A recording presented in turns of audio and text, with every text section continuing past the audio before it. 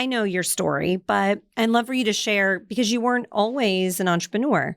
Tell us about that journey. So 8-year-old Katie didn't necessarily want to be an entrepreneur or build a life towards that. It happened to you like it does for so many of us.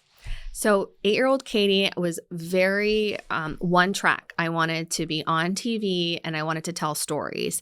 And I went into a career as a broadcast journalist. I was an NBC News reporter for many years. And one day I woke up and I looked at myself and I said, I am unhappy. How do I change my life? I was at what seemed like the top of my game. I was reporting on the biggest political campaigns, natural disasters. I was flying all different types of places, and I just was not the version of me I wanted to be. I was stressed out. I worked for a boss who was incredibly sexist.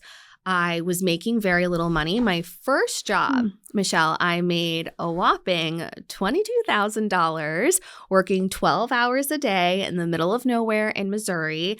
And it was so bad that I didn't have enough money to get the clothes that they expected you to have on TV, the makeup that you were supposed to wear. All of those things almost seemed impossible. And when I asked my boss for more money, she looked at me and said, do you know how many pretty blondes I can replace you with?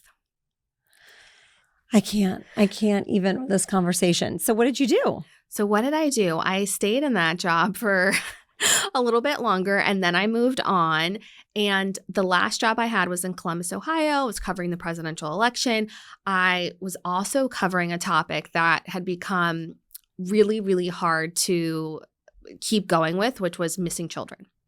Oh, yeah. And so it was something that every time it happened, my boss would put me in front of the case and in front of the parents, and I was not sleeping. I was anxious. It's one of the saddest things that can ever happen.